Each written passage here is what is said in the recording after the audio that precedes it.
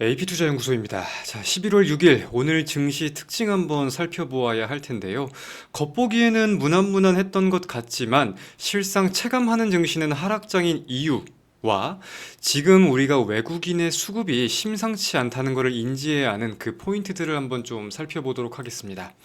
자, 먼저 코스피는 0.55 상승했지만 코스닥은 0.41 하락하는 양대 증시가 혼조세로서 마감이 되었습니다. 그리고 이제 상승 종목은 양대 증시 도합 약 1,500개, 하락 종목은 약 1,000개 가량으로 하락 종목 대비 상승 종목도 절반 정도 많았었네요. 근데 오늘자의 증시가 꽤나 많이 밀린 것 같다라고 느껴지는 이유라면 한 두 가지 포인트를 꼽아볼 수 있을 것 같아요. 첫 번째로는 삼성전자를 비롯해가지고 최근 국내 증시를 주도했던 테마나 종목들의 눌림이 특징적이었다는 겁니다. 대표적으로 삼성전자도 오늘 10만 전자를 이탈하면서 마감하는 모습을 보였고, SK하이닉스는 비교적으로 좀 안정적인 이제 엔비디아 아니죠 HBM4에 대한 가격 인상에 대한 모멘텀으로 안정적인 모습을 보였지만 이후에 원전이라거나 방산이라거나 다양한 테마들, 로봇도 있네요. 로봇까지 해서 대다수의 테마들이 눌리는 모습을 보이다 보니까 그에 대해서 하락장으로 체감이 되었다라고 밖에 볼 수 없는 내용을 살펴볼 수 있겠습니다.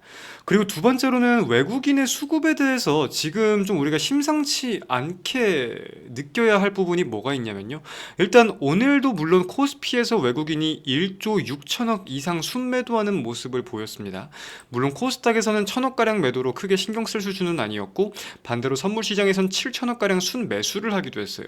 근데 제가 지금 외국인의 수급에 주목하는 건 뭐가 있냐면, 이번 주 코스피, 코스닥 선물을 도합해서 외국인의 수급을 종합해 볼 때 외국인은 지금 약 9조 원가량 순매도하고 있는 점을 놓쳐서는 안 되겠다, 이 말씀을 드리고 싶은 겁니다. 잠깐 펜을 켜고 설명을 드릴게요. 지금자의 외국인 수급에 대해서 당연히 왜 파냐? 라고 물어본다면 많은 분들이 대답할 수 있으실 거예요. 원달러 환율이 상승하고 있으니까. 실제로 제가 1440원 돌파를 목전에 두고 있다라고 말씀드린 게 엊그제 같은데, 오늘은 고가 기준으로 1449원을 찍는 등 1450원 돌파를 목전에 두고 있는 상황입니다. 당연히 원달러 환율의 급등이 외국인의 매도로 이어지는 이 구조는 많은 분들이 이해를 하고 계신 구조겠죠. 그렇다면은 이 달러화는 지금 왜 오르고 있냐, 이 포인트에 대해 우리가 주목을 하고 알고 있어야 달러화가 언제 다시 떨어질지, 그렇다면 국내 증시에 외국인이 언제 다시 들어올 수 있을지, 여기에도 우리가 함께 주목해 볼 수 있을 겁니다. 사실 국내 증시의 정책이나 펀더멘털을 따져본다고 했을 때 지금 훼손되거나 무언가 변한 건 없으니까요. 그렇기에 제가 지금 외국인의 수급과 이 원달러 환율에 대해 굉장히 집중하는 부분을 말씀을 드리려고 하는 이유도 있습니다. 자, 그럼 원달러 환율이 지금 상승하는 이유, 첫 번째, 달러화가 3개월 만에 최고치를 경신하는 등 이 달러 인덱스가 계속 강한 모습을 보이고 있다. 그럼 이 달러 인덱스가 강한 상승을 하는 이유는 첫 번째, 일단 12월 FOMC에서 기준금리 인하가 되지 않을 수도 있겠구나, 이런 우려가 반영되고 있는 것 같아요. 최근 시장에서도 심심치 않게 등장하는 내용들이 연준 위원들이 좀 매파적인 발언을 한 부분, 그리고 물가에 대한 우려가 좀 있다고 하는 부분, 그리고 어제자로 내용 지표들을 확인해 보면 서비스업 PMI가 생각보다 잘 나왔고 미국의 고용 지표도 꽤나 잘 나왔다, 이런 부분들이 맞물리면서 12월 FOMC에서 금리 인하를 안 해도 되겠는데 뭐야 이거, 이런 내용들이 좀 나오고 있는 것 같습니다. 죄송해요. 그리고 제가 말씀드리고 싶은 진짜 포인트는 두 번째에 있어요. 사실 첫 번째는 많은 분들이 알고 계실 내용일 거니까, 두 번째, 연준은 지금 양적 긴축, 줄여가지고 QT라고 부르겠습니다. 연준의 QT가 지금 지속되고 있는 와중에 연준의 준비금과 영래포 잔고, 그러니까 잔액 총합을 보면은 지금 2020년 코로나 이후로 지금 최저치로 하락하고 있다고 합니다. 영래포 잔고가 계속해서 낮아지고 있다라는 거는 사실 제가 계속해서 강조를 드린 내용이기는 해요. 그래서 연준에서도 유동성 부족한 상태를 인지하고 있을 수밖에 없을 것 같다라고도 강조를 드렸는데, 무튼간에 지금 연준의 준비금과 영래포 잔액 총합이 계속해서 바닥을 기는 모습을 보이면서 결국은 달러 하나하나가 더욱 소중해지고 가치가 올라갈 수밖에 없는 그런 구조가 만들어지고 있습니다. 결국은 이게 단기 시장이 꽤나 심각한 유동성 경색을 보이고 있다라는 거고, 우리가 여기서 또 함께 생각해 볼 수 있는 포인트가 연준이 양적 긴축을 하고 있으니까 달러화의 가치가 올라가는 건 당연한 거 아니야? 당연한 거죠. 근데 여기서 셧다운에 대한 내용이 부각되기 시작하는 겁니다. 셧다운이 지금 역사상 가장 긴 기간 셧다운이 지속되고 있잖아요. 원래 제가 기억하기로 트럼프 1기 때 셧다운 때가 35일인가 그랬었는데, 어제자로 아마 그걸 트럼프가 다시 한번 해치웠습니다.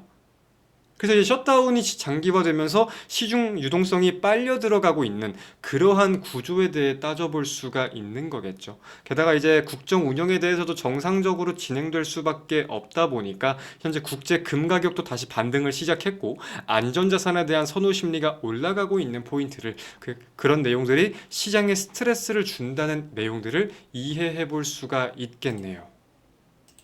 자, 그럼 안 좋은 건 알겠어. 그런 내용들을 가지고 달러화가 상승하고 원달러 환율도 올라가는 걸 알겠어. 언제부터 떨어질 건데? 중요한 건 지금부터죠. 자, 연준이 12월 1일부터 양적 긴축을 종료하겠다라고 밝힌 사실은 많은 분들이 알고 계십니다. 연준에서도 사실 영래포 잔고를 계속해서 들여다보고 이 단기 자금 시장에 대해서 유동성이 경색되고 있다는 사실을 모를 수가 없으니까 이제는 양적 긴축을 종료하겠다고 밝힌 거는 모두가 알고 있는 기정사실이에요. 이 구조를 조금만 쉽게 우리가 이해를 해본다고 하면은, 연준이 유동성을 공급하는 구조가 원래 어떻게 되냐면, 연준이 이렇게 있고 시중은행들이 이렇게 있잖아요. 시중은행들도 국채나 뭐 MBS나 다양한 자산들을 보유하고 있습니다. 그럼 연준이 이거를 매입해요.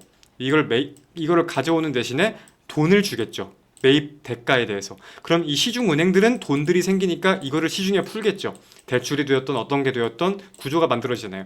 이렇게 유동성이 공급이 되는데, 양적 긴축, 유동성을 회수하는 과정이라는 거는 매입을 하다가 매입을 하지 않습니다. 재매입을 하지 않아요. 그러면 시장에서는 돈을 받다가 받지 못하는 구조가 나오는 거고, 연준에서 매각을 한다고 하면 또 그에 대해서 회수되는 자금도 있을 거고, 이런 식으로 유동성이 공급되지 않고 회수되는 이 구조에 대해서 가장 먼저 이해를 하고 계셔야 됩니다. 연준에서는 그러한 긴축 과정을 이제 종료하겠다고 밝힌 거예요. 그러면은 기본적으로 유동성이 점점 줄어드는 국면에 대해서는 1차적으로 우리가 좀 안도할 수 있겠다, 이렇게 볼 수 있겠고, 이어서는 12월 FOMC를 통한 금리 인하 혹은 연준의 추가적인 양적 완화, 이런 정책이 나온다고 하면은 유동성 공급 국면으로서 인식이 되면서 우리가 금상첨화라고 볼 수 있는 부분들도 있을 겁니다. 여기서 또 그럼 우리가 함께 생각해 봐야 될 게 셧다운이겠죠. 사실 셧다운 종료는 필연적이라고 볼 수밖에 없겠죠.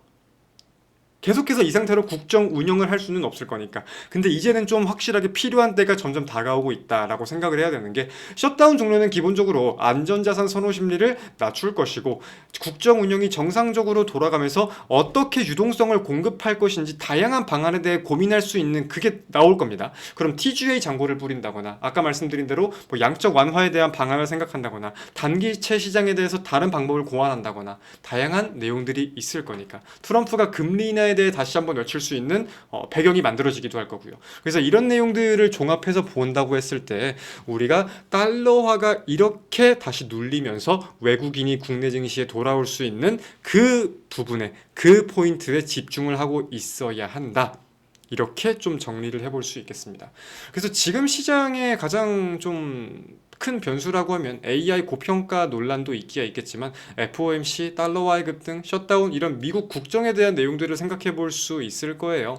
하지만 이런 과정을 가지고 해결돼야 되는 그 시나리오에 대해 오늘 한번 말씀을 나누어 본 거고, 사실 역대 상승장을 돌아보면은 상승장이 시작되고 항상 200일 정도면은 조정이 나왔습니다. 그리고 공교롭게도 지금은 상승장이 시작된 지 200일이 좀 넘어가고 있는 상황인데, 지금 이제 하락장이 무조건 시작했다라는 관점을 갖기엔 너무 섣부른 때라고 저는 바라보고 있습니다. 다시 한번 분출의 힘을 응축하고 있는 현재의 구간이다. 이제 달러화의 좀 정상화, 안정화 국면이 오면은 외국인의 자금과 함께 국내 증시가 다시 한번 타오를 수 있는 그런 방향이 나올 거니까, 그 타이밍 상승이 나오기 전에 우리가 어떻게 기회를 잡고 어떤 종목들을 미리 잡아둘 건지 여부가 중요하다. 지금 주식을 안 볼 때가 아니라 평소 대비 더욱 관심을 가질 때다. 이 포인트를 놓치지 마시고 계속해서 국내 증시 한번 잘 지켜보겠습니다. 오늘도 고생하셨습니다.